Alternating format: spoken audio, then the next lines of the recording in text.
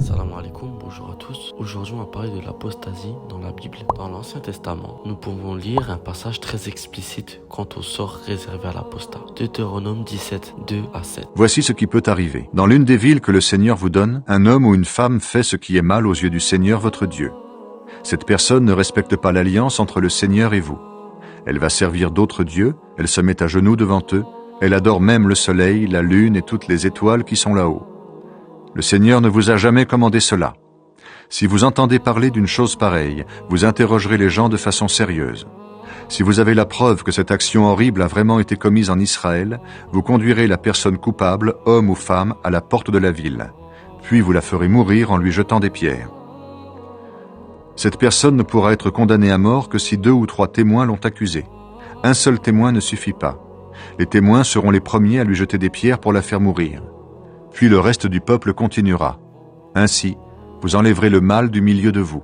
Comme on peut voir, celui qui se tourne vers une autre religion doit être aussitôt tué selon l'ordre de Dieu dans la Bible, sans aucune distinction qu'il soit homme ou femme. En vouant un culte autre que le leur et en abandonnant leur religion, il se soumet au châtiment suprême qui est la mort. D'autres versets stipulent cette peine de mort pour l'apostat ou pour celui qui blasphème le nom de l'Éternel. Deutéronome 13, 6 à 11. Cet homme a voulu vous éloigner du chemin que le Seigneur votre Dieu vous a commandé de suivre. Ainsi, vous enlèverez le mal du milieu de vous. Voici un autre cas. Un jour, l'un de vous voit son frère, fils de sa mère, ou son fils, ou sa fille, ou sa femme, ou son meilleur ami, venir en cachette pour dire « Allons servir d'autres dieux ». Or, ni vous, ni vos ancêtres n'avez connu ces dieux-là. Ce sont les dieux des autres peuples qui vous entourent, les uns proches de vous, les autres éloignés d'un bout de la terre à l'autre. Vous n'accepterez pas cela. Vous n'écouterez pas cet homme, vous n'aurez pas pitié de lui, vous ne le défendrez pas. Au contraire, vous le ferez mourir. Celui que cet homme a voulu entraîner sera le premier à lui jeter des pierres pour le tuer. Ensuite, le reste du peuple continuera. On tuera le coupable à coups de pierre. En effet, il a essayé de détourner quelqu'un du Seigneur, le Dieu qui vous a fait sortir d'Égypte où vous étiez esclaves. Tous les Israélites apprendront cela, ils auront peur et ils ne recommenceront pas à faire le mal de cette façon au milieu de vous. Ce passage précise que si une personne de ta famille, on va comprendre le terme famille comme désignant les descendants des 12 tribus d'Israël, si cette personne vient t'inviter à adorer d'autres dieux et te demande d'apostasie, tout comme cette personne a apostasie, il faut alors appliquer la peine de mort par la lapidation, par le membre le plus proche de cet individu. De même, l'Éternel, Jésus du Nouveau Testament, puisque la parole a été faite chair et qu'elle a été là dès le commencement, demande la mise à mort de l'apostat, se tournant vers une autre religion. Et ce, quel que soit son degré de parenté, avec celui qui constate l'apostasie. Il existe un autre passage important dans la Bible, qui ne concerne pas directement l'apostasie, mais qui nous apprend que celui qui blasphème le nom de l'Éternel, ne serait-ce que par la parole, il serait puni de mort. On va lire Lévitique 24, 10 à 7. Le fils d'une femme israélite et d'un père égyptien s'avança parmi les Israélites et se disputa dans le camp avec un Israélite.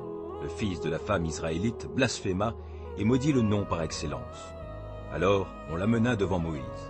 Sa mère s'appelait Shélomite, elle était la fille de Dibri de la tribu de Dan. On le mit sous bonne garde en attendant que l'Éternel leur communique sa décision.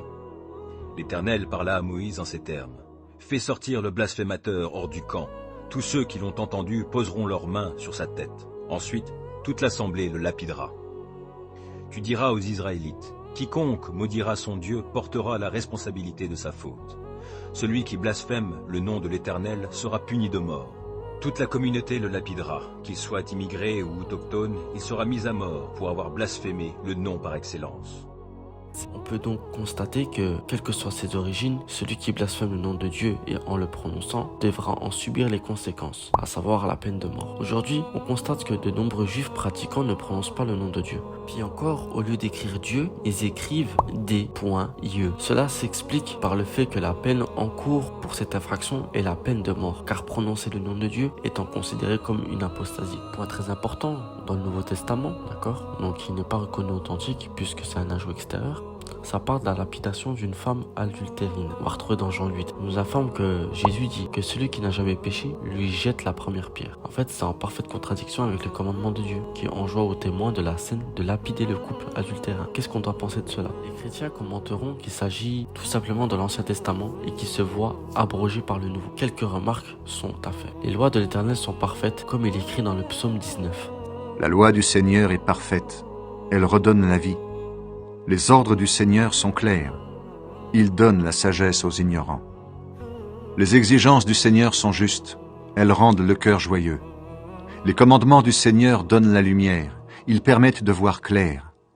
Le respect du Seigneur est une chose très belle, elle reste sans cesse valable. Cette peine-là, faisant partie de la loi parfaite de l'Éternel, il semble absurde de l'abroger par la suite. De plus, les chrétiens définissent cette loi comme étant barbare, remettant en cause l'amour légendaire de Dieu. En fait, il ne faut pas oublier que Jésus alayhi salam n'est pas venu abolir la loi et qu'elle sera toujours valide jusqu'à la fin des temps et que celui qui enlève le petit commandement ou qui enseigne de même sera jeté en enfer, comme il est écrit dans Matthieu 5, versets 17 à 19. De plus, Jésus alayhi salam demande expressément l'application de la peine de mort en fonction des peines capitales dictées dans l'Ancien Testament par Dieu. Pour s'en convaincre, regardons ce verset explicite, Matthieu 15, 3 à 6.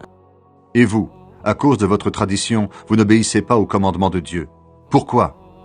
En effet, Dieu a dit « Respecte ton père et ta mère ». Il a dit aussi « Celui qui maudit son père et sa mère, il faut le faire mourir ». Mais vous, vous dites aux gens « Tu peux dire à ton père ou à ta mère « J'aurais bien quelque chose à te donner pour t'aider. Malheureusement, je dois le donner à Dieu. » Alors tu n'es plus obligé de respecter ton père. Ainsi, à cause de votre tradition, vous supprimez la parole de Dieu. Homme faux!